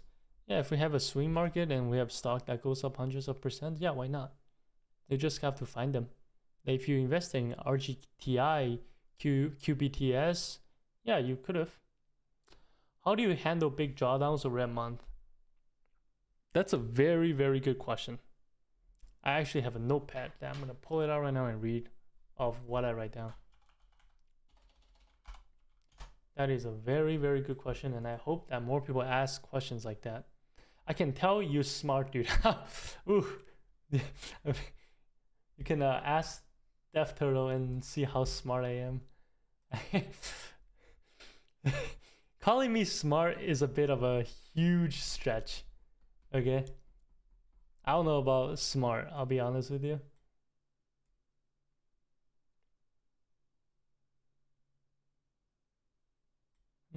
What's going on? Okay. Now, how do you handle big drawdowns? You need to start asking questions. You gotta ask yourself, are you trading your setups? Or are you trading your feelings about being on a winning streak? Okay, that's for me. I get on winning streaks, right? You have to really understand that nobody in this world can play the market like a machine. Like no one can always be on top of their game. And that includes you, which means that you will 100% get drawdown when you're a trader. It's gonna happen. And usually when you're on drawdown, it's not your fault, especially when you're already profitable or if you've been on a big winning streak. If you're on the drawdown, you have to realize that you're not a bad trader, but the market is trying to talk to you. Now the question is, are you listening? You gotta listen to the market, you know? You gotta listen. The market speaks. I'm telling you, when people think I'm crazy. Trust me, like people think I'm insane when I trade. Like I say that I can hear the voice of the stock. Okay, I can. It's like speaking to me, trying to talk to me. I'm not crazy, dude. Okay, maybe I am a little crazy saying that, but I'm not crazy. It always tries to tell you a message, and you gotta listen. You gotta listen. It's gonna be like, dude, you should go cash. Okay, go cash. Dude, you gotta buy now. You gotta buy. You gotta buy. You see, you gotta. It always try to speak with you, and when it's not speaking with you and you're making money, good. Don't do anything. Don't do anything different. But if it's like shouting at you, hey, yo, go cash, you gotta go cash. It's always the smart people that downplays, and I promise you, dude, I'm not downplaying myself. I think you think a smart person would go out and tell people that, yeah, I trade market, dude. I listen to their voice. I listen to the whispers of the market. They whisper words to me. People think I'm insane, dude. Yeah, and then if you start losing and you're on a big drawdown, you should go flat for a couple days and just watch. Watch your market, see if setups are still working. If you miss it, let them go. And then just wait for your pitch because the market is not going anywhere. I had a big drawdown a couple months ago. I was already up 200% at the time, by the way, but I had a drawdown. Being up 200% means that I'm doing something right, but that doesn't mean I don't get tested by the market. I still get tested. Every man, every woman gets tested by the market. If you're profitable, you get you'll get tested.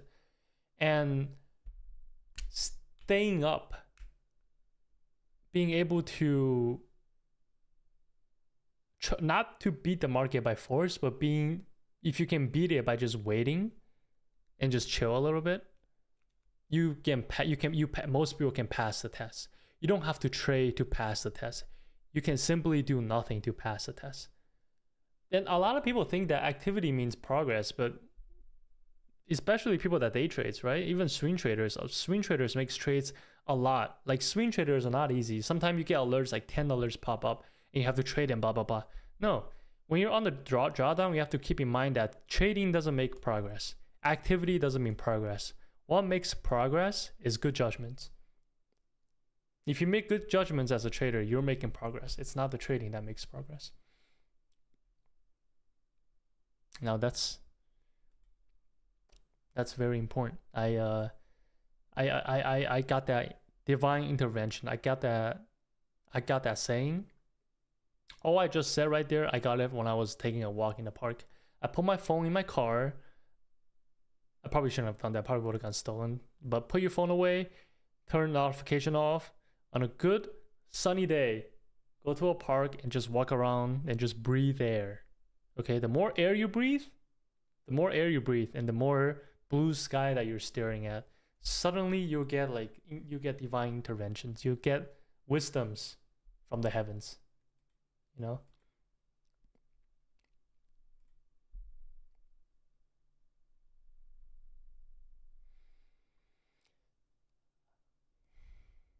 You still want to be sharp though. Not trading doesn't mean you get to be lazy and just lay on your bed. That not trading doesn't mean you take a break on a vacation. You gotta stay sharp. You don't make a trade unless you have to. Money is mostly made waiting. You know, the guy who made my the $1,000 account win rate 85%, most of that money was made when I'm not doing anything. The account is always in a drawdown. That's why I'm always freaking out in the Discord. But in the end, I came out positive because money were made when I was waiting. Oh, dude, let me tell you, when you talk about taking a shit is huge. Now, everybody I don't know how long people take shits, maybe 5 minutes, something. Personally, I know this is a very personal information. You probably don't want to know it, but I take long shits. Okay. Now, I have a Japanese toilet. It washes your ass and stuff. So it takes time for me to finish my business, right? Now, during that time, I always put my phone away. When I'm in there, I always put my phone away. Why? Because when you put your phone away and you're taking a shit, and the thing is washing your ass, the amount of wisdom that you're gaining, it's like quadruple. It's like 10x experience. You guys ever play like RuneScape when you're sitting there like automatic killing mobs? You get experience points, right? When you're taking a shit without your phone and you're sitting there for 20 minutes, you start to get this divine intervention, these wisdoms at 10x speed. And then suddenly you become a better trader. I'm not even kidding, it's true. It always happens. And it always happens during shower time, walk at a park, and taking a shit. Matter of fact, I say taking a shit is at the top, second is shower, third is walking in a park. With that being said, I need to take a shower soon. It's true. I know many. Now, very unfortunately, like most people take fast shits, like 2 minutes to 1 minute to 5 minutes. Now, for those, you guys are lacking the ability to have this divine intervention. Thank you. You agree? Thank you. It's true. It's very true. Now, I don't know if you guys know this trader. I don't really personally know him. Steven Dux. I don't know him. He sells cores. Kind of look down on him, the fact that he sells cores, but he is a good trader, I think. And he has good track record. He's verified. He's very disgusting. He has a bunch of books in the bathroom. Now, that's disgusting. That's nasty, right? Now, I am proud of him that he's taking notes, learning, and becoming a good trader. He's much of a better trader than I am. But I think he's disgusting. Like, you should not have books in your bathroom, because when you shit, you don't know the particles might just go on the books, man. Like, you don't want to do that. You gotta clean your bathroom. I disagree having books in the toilet. He always trade puts and shorts, not fun to watch. I mean, I don't know. I've watched his videos back then. I don't really learn anything from it. I think it's because he has, like, the thing with people selling courses is that you have this incentive to not show everything on YouTube. This way you can sell courses on YouTube. I mean, on like his website. So there's this incentive to not teach people. If I'm not gonna ever sell courses, but if I do, that will happen to me too. There's gonna be an incentive of me not telling everything not telling you how I think in there, So I don't want to ever sell courses. It's kind of stupid. If you can make money, just make money off trading. But I understand. I'm starting to understand people that sell courses. It's people invest their time to do trades and stuff. It's their time, and we're sharing it. We don't want to share it for free. But then there's Koala Maggie who's sharing it for free, so I'd rather be like him. Start your own MetaVini private access? No. MetaVini, he's a businessman. He's a businessman. He used to be a good trader. He's a really good businessman. He's probably still a good trader, but he's more on the business side than trading. Who is Carl Maggie? Koala Maggie. Quall. Koala Maggie, a legendary Swedish trader. He is a World of Warcraft degenerate who fishes right now, and he's enjoying his life on his yacht, and he trades stocks for a living. Really good trader. But he has some gold stuff on YouTube. I do recommend him. But don't just blindly copy, because don't blindly copy any of us, because things change in the market, especially when his content was like 5 years ago. A lot has changed in the period of 6 and 5. You play classic WoW, Forte? I did. I did play classic WoW. You know what I love about WoW is I love to play the auction house. I always make a lot of gold. I think on retail during Shadowland, I asked my friend to borrow 200k of gold, and I turned that into 8 million gold in 2 months. I love the auction house. Used to raid Mythic, not anymore. It's too much time commitment, and I got better things. I found better things to do in life. What's your thoughts on the short bear? I hate him when I'm going long on the market because he's always shorting something, so he's very annoying. That's about it. I don't know how legit he is. I think he is legit, right? Because he's in interview by Jack Schwagner. I don't know. Does he sell courses?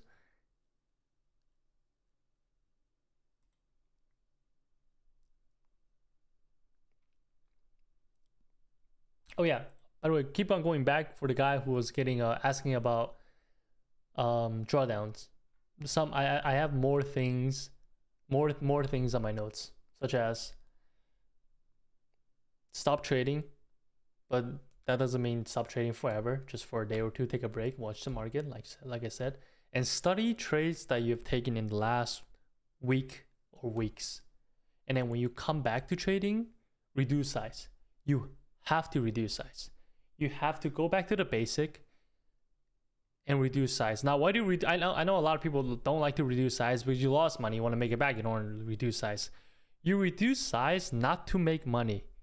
When you lose money in the market, you lose confidence. You don't just lose money, you lose confidence. So if you reduce size and you try to make money, every time you win, you gain that confidence. Confidence you're not born with it. Confidence are meant to be built. Thoughts on trendline trading? Like trend following? It's good. That's what I do. But yeah. I always reduce my size when I'm on drawdown. And then build my confidence back up and then size back in again. And then, yeah, just remember, good judgment equals progress. People think activity equals progress. It doesn't. Judgment equals progress. Discipline equals progress. The market is going to be here tomorrow, the next day, and the next. But your capital won't. You have to protect it.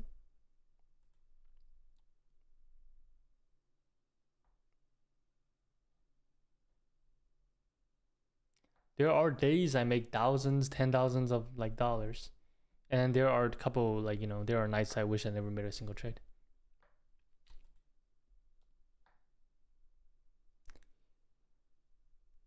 He's 900,000 return 2020 is sketchy, don't you think? Who? Koala Maggie? No, he's not sketchy. He's verified.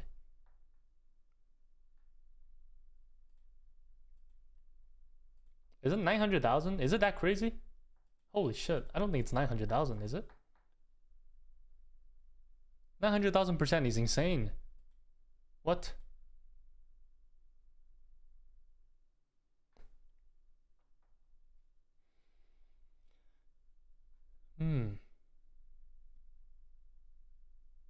Remember, one good trade is better than 10 forced ones. These are all the things I have in my notes. Losses are tuitions, but you only graduate if you learn. Remember that, guys. Don't forget. Tell me more about small sizing on like 3K broker account and you're buying $40 stocks. How much you risking? Do you get margin? You don't risk, just risk $10. Wait, can you even risk $10 in $40 stuff?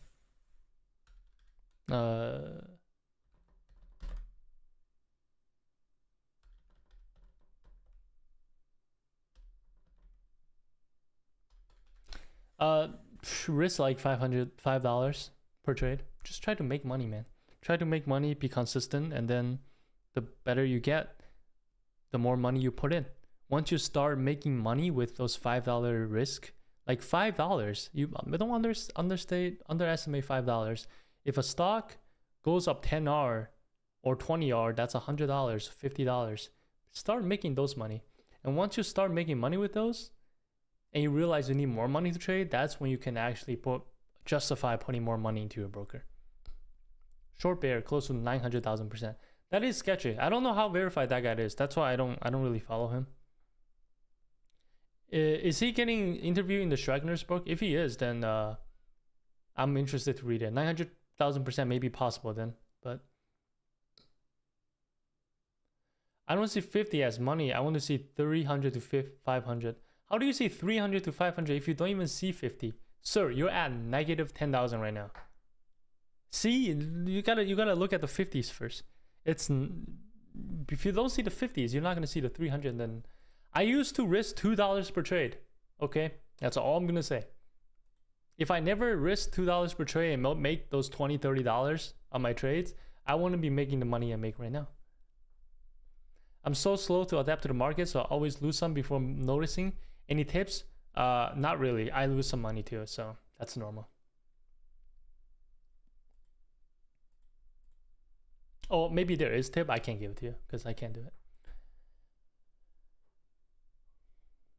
There are some things you can anticipate. Sometimes the top is kind of obvious. For example, like right now, QQ. I mean, to be honest, this one, I think everybody lost money. This Friday kind of caught everyone off guard, I think. But, I mean, because there wasn't really any crazy signs that I see of, right?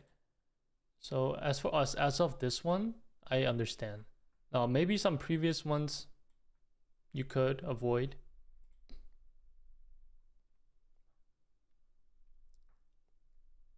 How do you train yourself to get back into a stock after you have stopped out?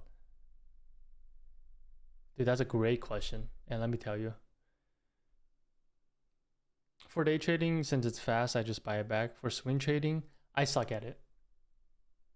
That's why I have developed this idea of using options to swing trade. So I just don't get stopped out. It's not easy.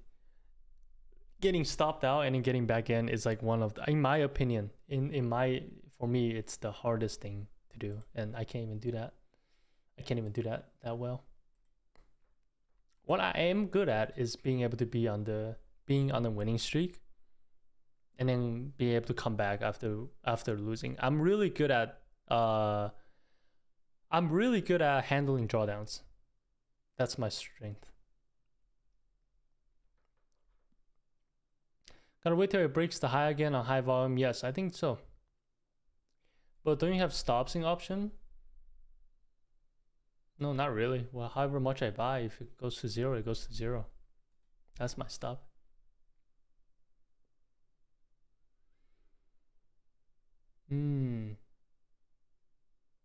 Yeah.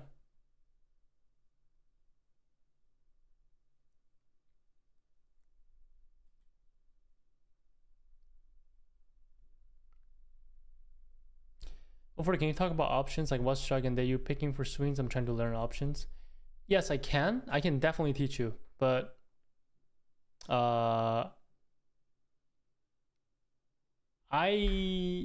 suck. I don't suck. I'm good. I am in the middle of experimenting. So do make sure that you take everything I say with a grain of salt. Okay?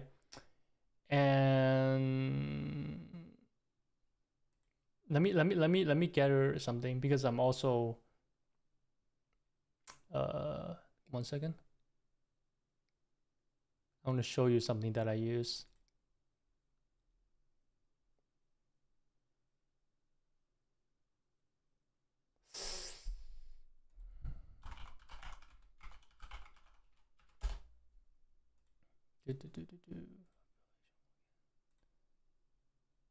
So, oh my god, how do I log in this thing? For options trading, right? And regarding to IV, I use bar chart. I am affiliated with them, but I did tell them that, you know, I'm probably not going to advertise for you guys, but I am, because I think it's a good website. There's a website called barchart.com, and if you want to make an account, you know, that's my affiliation link. I don't think I make much money, but I asked them if I could get they asked me 4 or 5 years ago if they could sponsor me, and I declined it. And then 5 years later, I found myself using their website, and I was like, you know what? I'll take the sponsor and help you guys advertise if I do. I use bar chart to check the stock's historical IV. Now, let me see if I can show you guys the stream. So,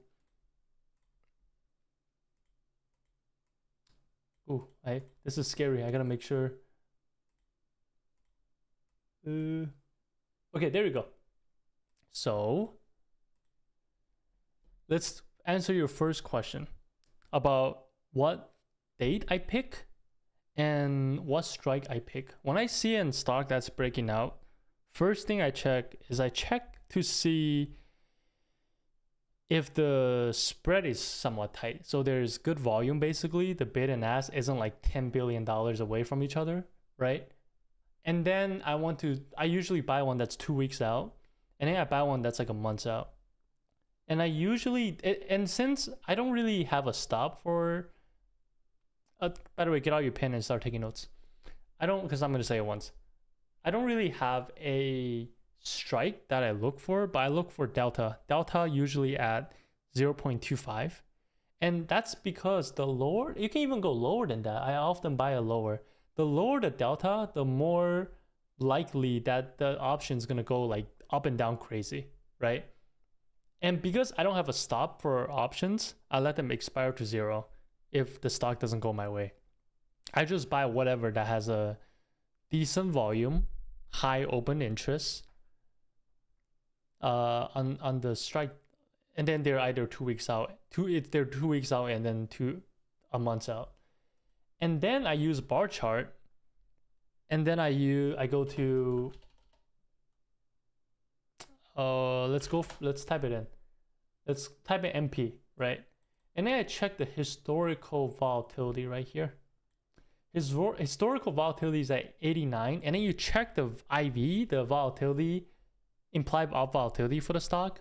If it's within like 20-30%, like if it's not too crazy, like if the historical is at 89 and the option is at like 110, then that's fine. But if the historical is like 300 and that option is at 300, then that's fine. I'll still get it. It's the risk reward is gonna suck. But if the historical is at 89 and the IV is at, let's say, like 150 or 200, I'm not gonna buy that stock. The risk reward is gonna be ass, and I will not want to buy it. And yes, if you guys want my affiliated link for bar chart, I have posted in the comments. Sponsored by them, but I'm pretty sure it's free to use. You guys it's free. I'm only doing it because they sponsor me and they're giving me free premieres. Even though I don't know what premieres can do personally, I think you can check the historical volatility, like changes, but I don't really use it too much. It can be useful for some people though. And I hope that answers your question, Death Turtle. But definitely experiment with it, because I am also experimenting with it, and I find 2 weeks and 1 month is like my it's my sweet spot. And also, oh yeah, and I get the selling and stuff is also, this is me. I always sell the 2 weeks one to reduce risk and then hold the longer one.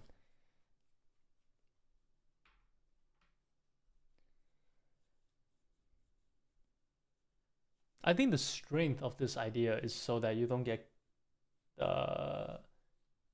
kicked.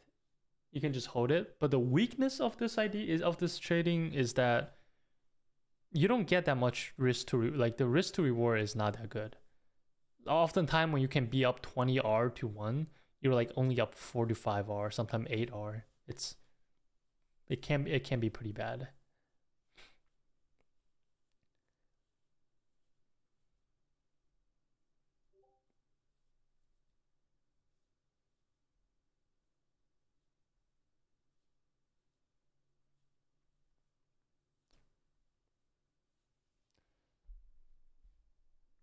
How to enter stock like RGTI and IONQ in the middle?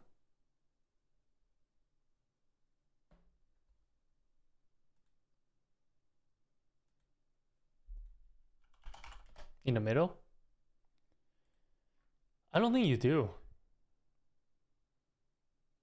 Maybe here, but seems like a short base. I mean, here is fine. It's bouncing off the 10-day, right? You can use that as a buy. And IONQ is bouncing off the 20-day, but it's like 2 days V-shape bounce. I don't know. I know QUBT. QUBT is the one I traded. I got in here, and then this thing pulled back, and I got in the. I didn't get in. Did I get in? No, I didn't get in. I took some risk on this day, and I held a longer position. I never sold because I never broke the 20-day, and then I sold. I think I sold on which day was it? I sold on this day when it broke the 10 EMA. Yeah, I think that was that Friday. I think that's that was Friday. No, wait. No, I saw on the next day when it bounced. I did saw on the next day when it bounced. Yeah, I didn't take anything off on Friday just because I thought we're likely gonna get a bounce. But yeah, give me 1 second. Let me reply to something.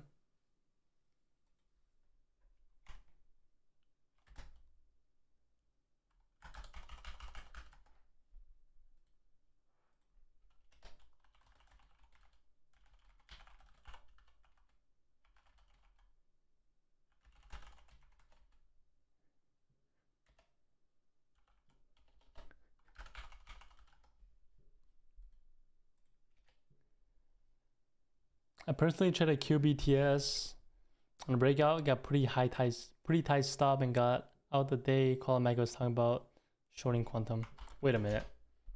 If you got out when he talked about shorting quantum, then you should get out, because that means you probably got out somewhere here, right? Oh no. It was like you probably got in here. Now I think this is. I don't think this is a buy. Just base is too short.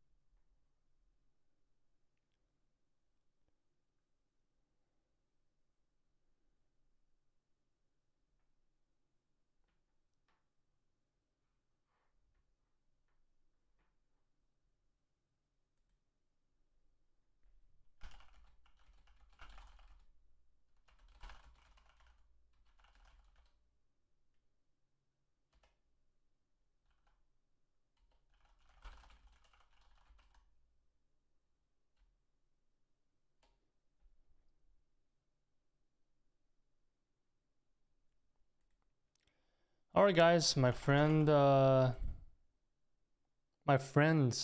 got me to tell me to play some video games with him. I might go play with him. That's it for the stream. I think I'm gonna call it. I hope everyone learned something. I hope you guys find this fun.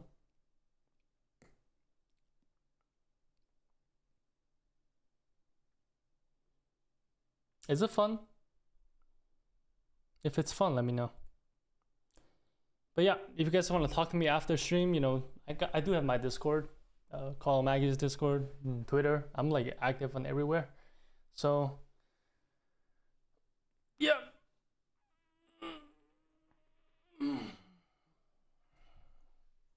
I'll see you guys. See you guys in the next time I stream. I don't know when that's gonna be. I don't stream that often, but if I do, I'll definitely tell you guys about it. And yeah, peace out.